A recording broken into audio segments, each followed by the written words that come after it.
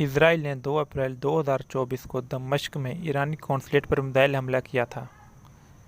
ایران کے لیے یہ یوں ایک مشکل صورتحال تھی کہ اس طرح کے حملے کا جواب لازم ہوتا ہے تاکہ ریڈ لائن بحال رہے، مگر ایران اگر اس ٹریپ میں آتا تو اس پر حملے کا جواز پیدا ہو جاتا، اور اگر جواب نہ دیتا ہے تو اس کی مٹی پلیت ہونی تھی۔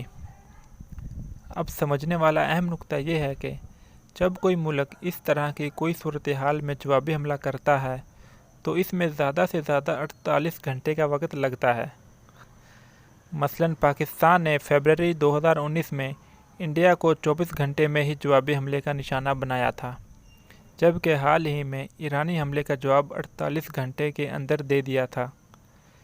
اس قسم کی صورتحال میں جب جوابی حملہ ہوئے بغیر تیسرا دن داخل ہو جائے تو اس کا مطلب ہوتا ہے کہ کوئی بڑا ملک بیچ میں کود چکا ہے اور تصفیے کی کوشش کر رہا ہے۔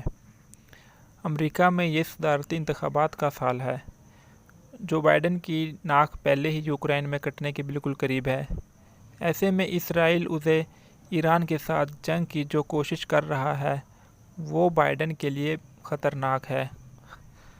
سو ہمارا اندازہ ہے کہ امریکہ نے پس پردہ بیچ کی راہ نکالی ہے، جیسے جب عراق میں امریکہ نے ایرانی جنرل قاسم سلیمانی کو ہلاک کرنے کے بعد خود اپنے ایک اڈے پر حملہ کرنے کی اجازت دی تھی اور حملہ سے پہلے اپنے تمام آرمی اور قیمتی اسلحہ دوسری جگہ منتقل کر دیا تھا۔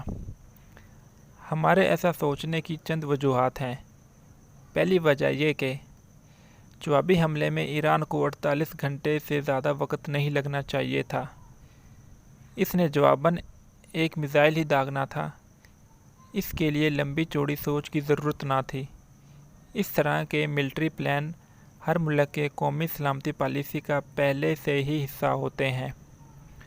دوسری وجہ یہ کہ یہ جو بائیڈن ہی تھا جس نے 3 دن قبل اچانک انکشاف کیا کہ ایران بہت جلد جوابی حملہ کرنے والا ہے، اور اسرائیلی حکومت نے کل سے اسکول کالجز کی 2 روز کے لیے تعطیل کر دی تھی۔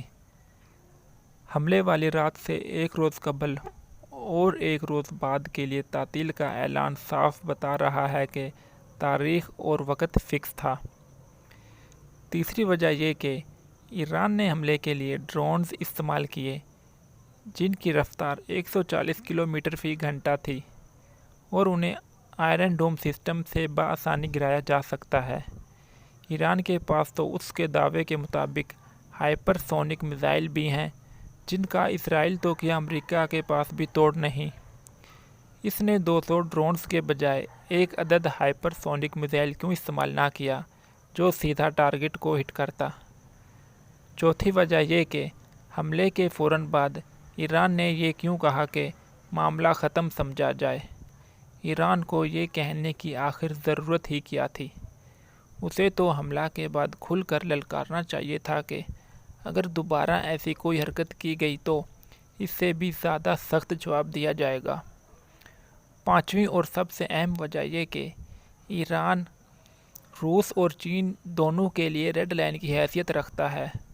سو بیجنگ اور ماسکو میں ٹینشن کے آثار کیوں نظر نہ آئے؟ وزرائے خارجہ کی دوڑیں لگنی چاہیے تھیں کہ ایران کے جوابی حملے سے تیسری عالمی جنگ چھڑ سکتی ہے۔ بیجنگ اور ماسکو کا پرسکون رہنا میچ فکسنگ کی سب سے بڑی دلیل ہے، لیکن اس تمام کے باوجود ہمارا یہ تجزیہ غلط بھی ثابت ہو سکتا ہے، اور غلط ثابت ہونے کی ایک ہی صورت ہے کہ اسرائیل ایران پر حملہ کر دے۔ چلیے دیکھتے ہیں کہ